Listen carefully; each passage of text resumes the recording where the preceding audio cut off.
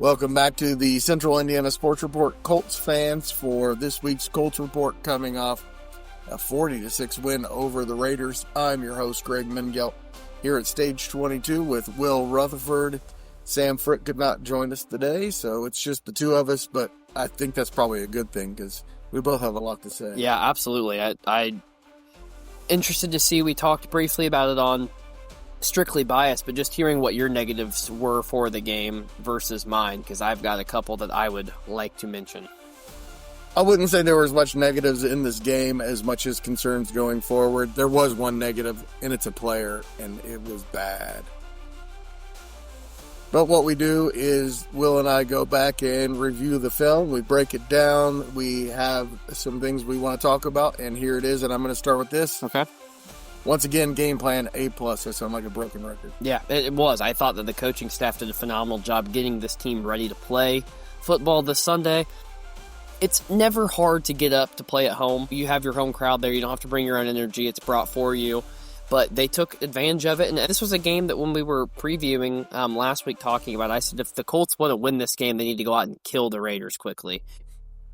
Need to play fast, physical, and aggressive, and they did that. And I thought that they took it to the Raiders and took them out of the game awfully quick. And the Raiders' defense was guessing the whole game. They had no idea what was happening. Yeah. And that was the exact same thing with the Dolphins, where they just had the other team figured out. And kudos to that coaching staff once again, who, by the way, I called coaching malpractice last year. So this is not like I'm buddies with these guys. Yeah. I did not believe, I thought Steichen should have been fired.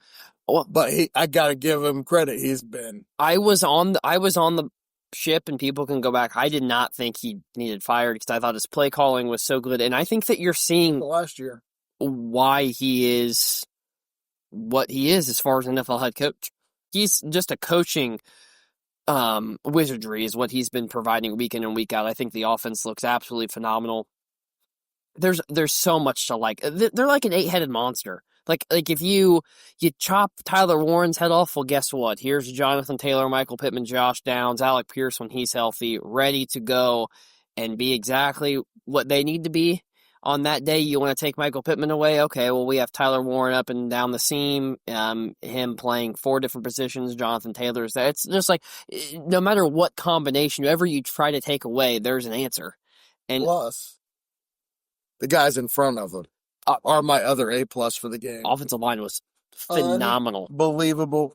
Best game I've ever seen from Quentin Nelson. He was out in front of every big play. Yeah. Gonzalez, once again, nearly perfect. Almost perfect in this game.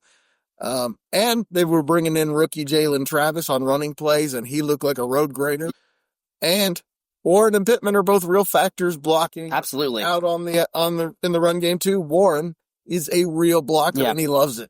I've said it for a long time. I think Michael Pittman is a top 3 blocking wide receiver in the league. What they do to him is his ability to be able to block linebackers. And now, given he is a big man, we're talking 6'4", 220. That's not a small guy coming down strong. Good leverage. He always has great leverage. He's always low. I think he's just fundamentally an excellent blocker. What I love so much about this run block is I love that they took 2 to Crosby the whole day, and they did so because Quentin Nelson is able to be on an island on that left side and block by himself and create seams for Taylor to run through. I think if there's a game that you go and show why is Quentin Nelson such a game changer for this team and the offensive line specifically, Sunday would be the film I would go show you, because I think that you saw every one of his skill sets anytime they were pulling guard. Jonathan Taylor's running behind. There was the first touchdown run of the day was behind Quentin Nelson,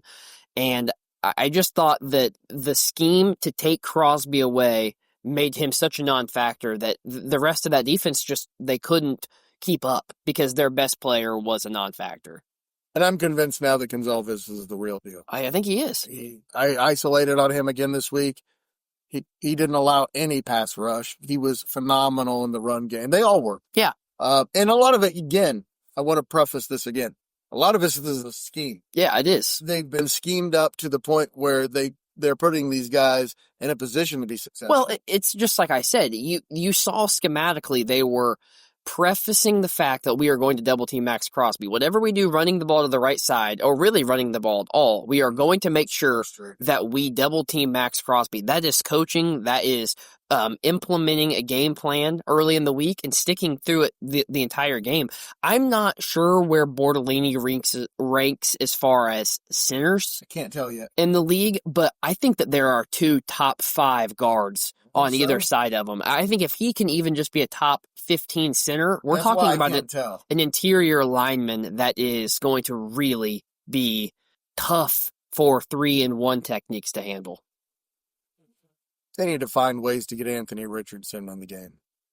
You think so? He could be an incredible athlete behind that line, man. He could do some really fun things as like 3 plays a game kind of package that he works on. Be interesting to see if they could do that. That was a takeaway that I had a little bit too. I think we've gotten early in the season, I think it was important to preface the fact that Richardson's not breathing down Daniel Jones' neck. I think for the team, for the fan base, for the organization, it is important to say Daniel Jones is our starter regardless of what happens. We're now going into week 6. We know what Daniel Jones can do. I think now it's time to use an incredibly athletically gifted individual on your team, maybe the best athlete on your team. Get him involved somehow. I don't know. Maybe quarterbacks always love to be quarterbacks. You don't like to use the fact of, we want to 4 plays a game. We want to transition him to a tight end or a receiver, but why not? Why not use him in whatever capacity you can, because he's just far too athletic to not be on the field. Just bring Jones off the field 3 or 4 plays a game, have 3 or 4 special plays that you have set up for him. I think it's something that Steichen would probably like to do eventually. And I think it sounds like to me Richardson's handled this pretty well. Yeah, I think so. I think he is a really good backup. And Mike Hutzel, he's only 22 years old. He did complete a pass to himself. Hard to do. Doesn't happen very often. All right, here's a question for you. Okay. Is Pittman and Warren the second best wide receiver tight end combination in the NFL behind Laporta and St. Brown? Yeah. Hawkinson and Jefferson. Fair enough. So. Yeah, you're probably right. Yeah. But Warren is significantly better than Hawkinson. Hawkinson is very good, though. You're right. I forgot about that. That would be the only one I would say. But we agree that Laporta and St. Brown, number 1. Oh, that without question. That's that Laporta. It's not the fact that he's not a top 3 tight end in the league. It's the fact they have so many mouths to feed in that offense that he just by happenstance can kind of get lost in the play calling a little bit. When you have Amon-Ra, who is always open, he's always open. You could always make an argument to throw the ball to him because his route running is just so precise and crisp. He's one of those players. I think he will age like fine wine, just because I think his precision as far as a receiver is an intangible that not a lot of guys have. But to answer your question, I think top 2, maybe not. I don't know, because I think Warren might be that much better. I think the difference between Warren and Hawkinson might be greater than the difference between Pittman and Jefferson. Call me crazy, but Pittman the last couple of weeks has looked like a top-end elite receiver. He's taking advantage of his targets. I wish they would feed him the ball a little bit more and force feed him, but Downs has been so good in the slot, in the short area. He's open. He's the third down guy that they are trying to target.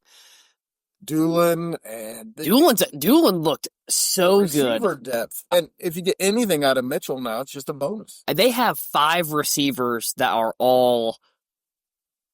There's no one. Yeah. There's no one. Their one receiver is Tyler Warren, but they have Pittman is a 2. If Pittman's a 2, he is a top 3-2 maybe in the league. Maybe 4. I think you could maybe make an argument of Higgins and Chase when Burrow's there. You could probably make an argument. He's high up. Yeah, he's super high up there. Yeah, I think this offense, we haven't even talked about Jonathan Taylor yet. Well, that was my next question. That means that Pittman, Warren, and Taylor have to be the best 1-2-3 combination in the NFL, unless you think it's the Lions. I think Taylor's better than Gibbs. I think that Warren's better than Laporta. I think the only one the Colts I'm lose not out sure on about that. that yet, but he might be. I think the only one that there's clear cut, I think Amon-Ra is definitely better than Pittman. But yes, I think that as far as a three-headed monster, tight end, receiver, and running back, they are top 2 at the bare minimum in the league and probably 1. And Daniel Jones, we're figuring out exactly why he's being so successful. He's playing behind a line that has allowed almost no pressure. He's handing the ball to one of the top running backs in the league. And I would say that when you include running back, tight end, and wide receiver, he probably has a top 5 set of skill players. I don't think it should be that surprising to people. Like all the skill players were there. Like it was just, can a quarterback take them to the next level? Their offensive lines have grown and developed, but you had some young guys on that offensive line last year that made a difference.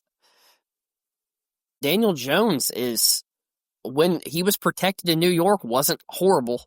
Coming into this season, I thought their number 1 receiver, Pittman, was a 2. I thought their number 2 receiver, Downs, was more of a 3. I thought Doolin was a dime a dozen. I wasn't sure about Alec Pierce. Warren was a rookie. I'm quite surprised that it's this good. I can't believe how good Doolin is. I'm stunned by how good he is. Warren, I knew he was going to be really good. I didn't know he was going to immediately be the most important tight end in the NFL. And Pittman's been way better than I expected him to be. Pittman, so I am surprised. Maybe I'm biased because I love Michael Pittman, but I think that you maybe just had a little hate in your heart towards him as a player. Well, but he has performed with every quarterback that he's played for. Yeah. Outside of last year, which I think was injury riddled and Richardson he's a struggled. Good receiver. I've never said he wasn't a good receiver. No, but I've only said if he's your best receiver, that's not good. Well, they don't kill you with elite talent. They kill you with depth. And we're seeing that now. But I didn't see that last year. Yeah. That's why I'm surprised.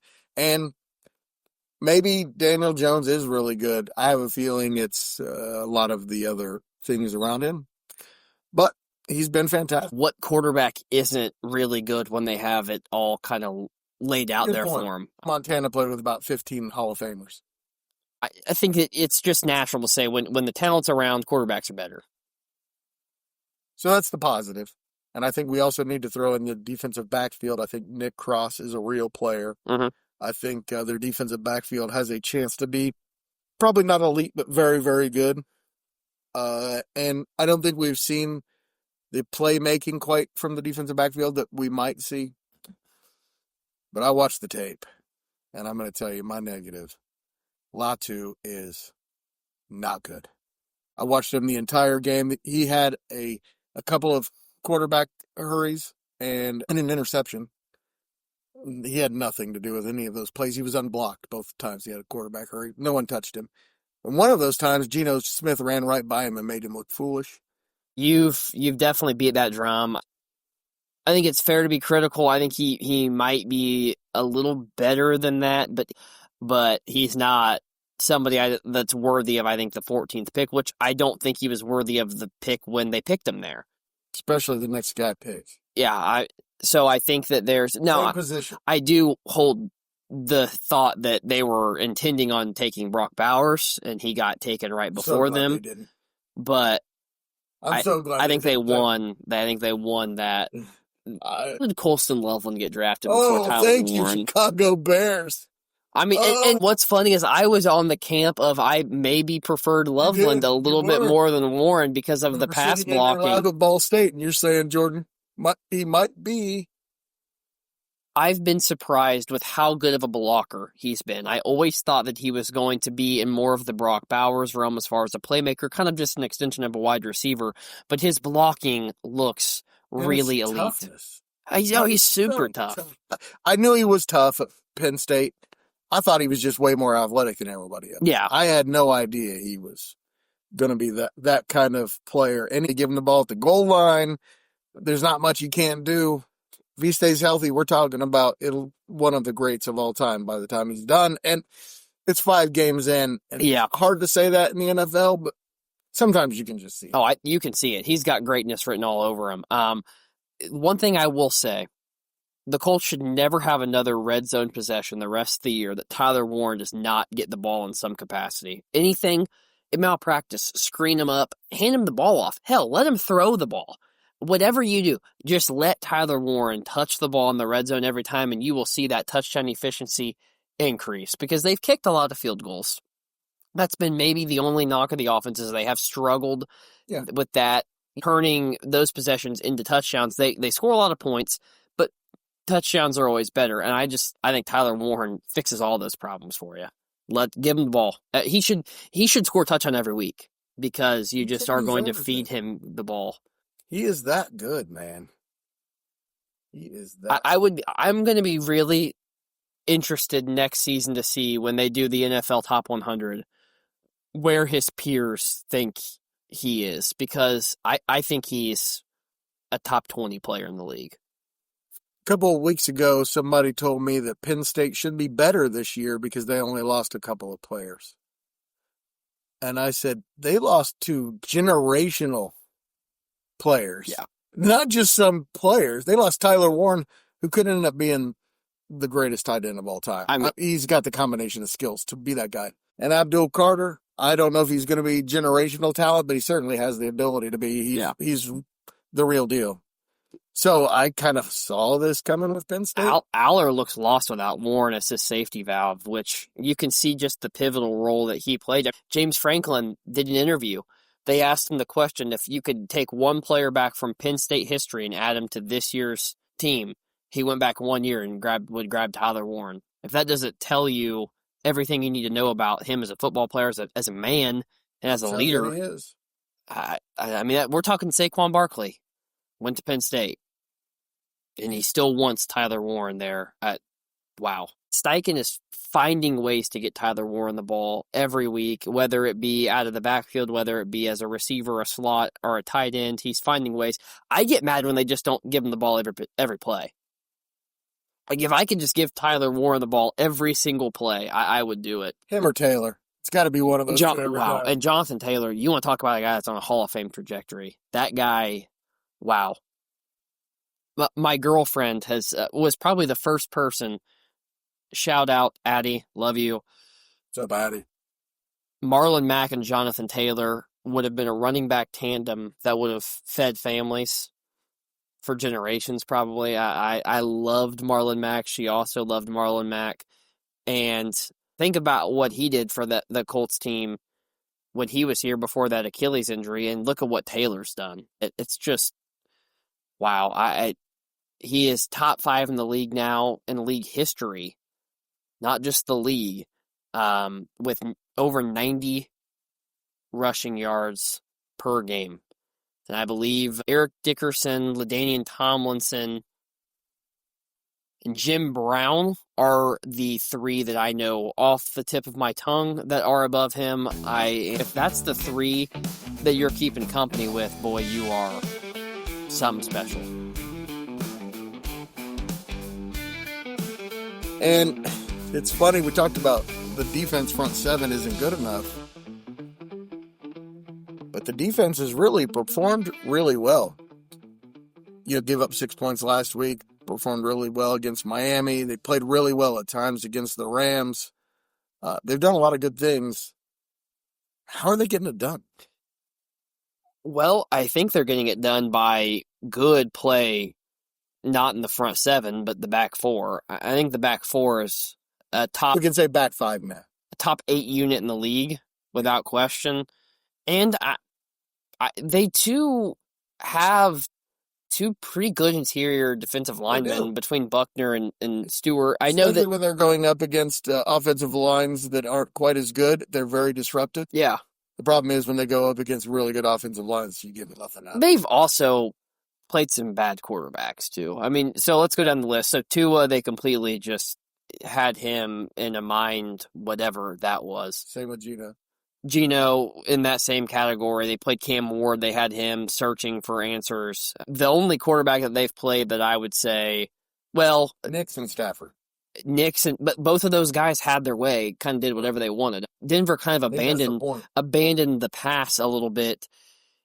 there in that second half, and they kind of played a game. They played not to lose, and the Colts came back and won that game. Proof is in the pudding. You gotta try to put teams away. But both Nix and Stafford kind of picked the Colts defense apart because there was no pressure from the front four. So if there's one area of this team that I see getting exposed in the future, it is going to be that their pass rush is not good enough against elite quarterbacks. And the run stopping isn't good enough either. Well, no, it's pretty rough schedule.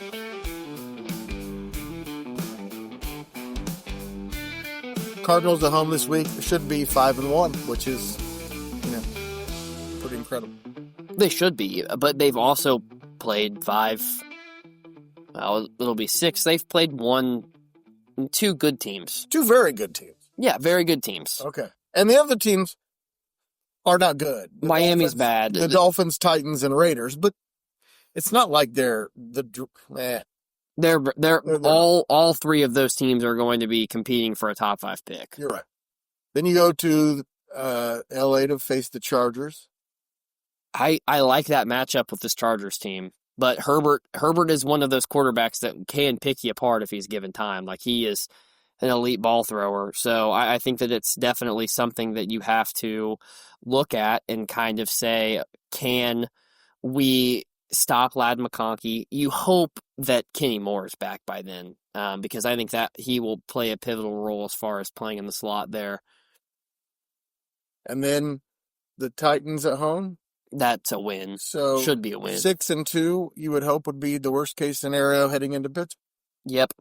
And then you go to London and face the Falcons. Should be a win. So I can't believe we're here, where we're expecting them to win week after week. It's kind of strange when I had them at 1-4 at this point. I don't think that you can look at how they've played and not expect them to win. Like, they're playing that well. I've never, consistently, in a long time, I've never viewed a Colts team where I said this team should win. When Phillip Rivers was here for that year, the team was kind of like that, where you expected them to perform week in and week out, and they did. They won 11 games that year. It hasn't been that way since Peyton Manning. But that's really about the only year that it's really been like that. Even those Andrew Luck years. The team that you expected to win week after week. I just expect this team to show up and perform, and I feel like a letdown game's coming at some point. Like that Falcons game overseas kind of scares me a little bit. I think that's a game that could definitely be dropped. That Raiders game concerned me, especially after they were down 3-0 at the end of the first quarter, and I picked them to win by 6 points. It's a pretty talented Raiders team. They just embarrassed. I said over 2 scores. I ended up being right on that.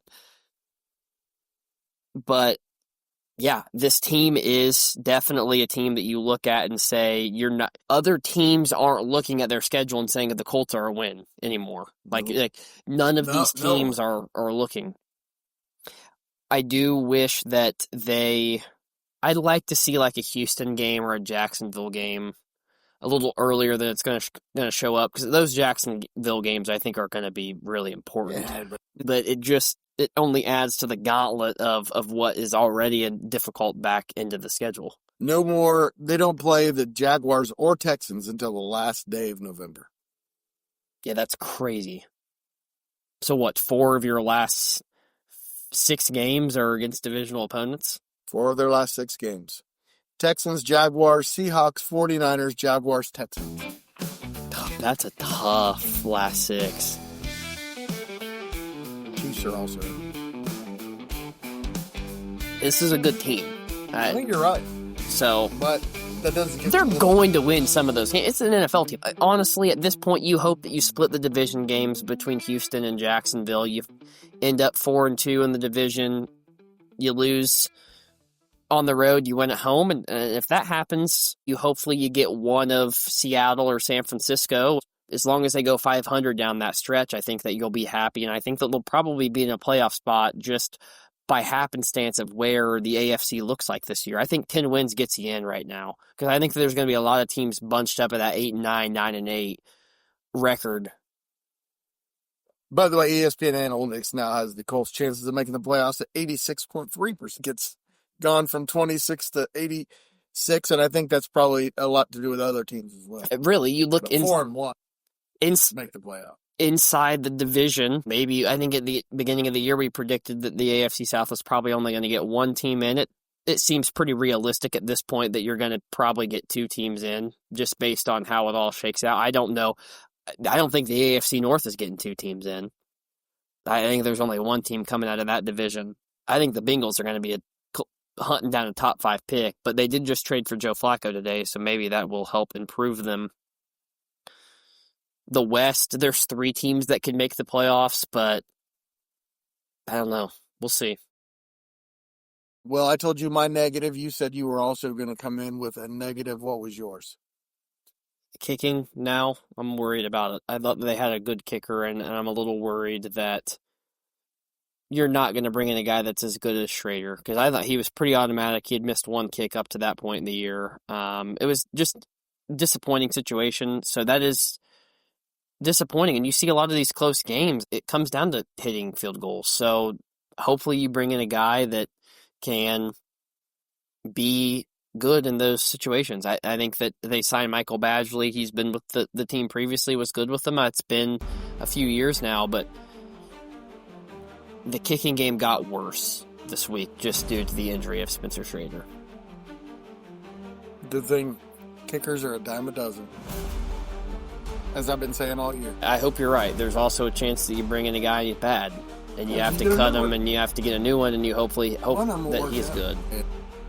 I've been high that Spencer Schrader is a really good kicker, and the Colts have... Yeah. I think he was top 10, top 15. He's got a nice future.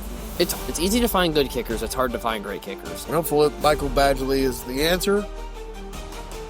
Maybe not. We'll see. There are guys out there. Well, thank you so much for your time, as always. And everybody, please share this podcast with a Colts fan in your life and help spread the word that the Central Indiana Sports Report is here talking about Central Indiana sports every single day. And your last thoughts, what? Go Colts. Go Colts. Central Indiana Sports Report is a product of ITG Media, and I love Susie.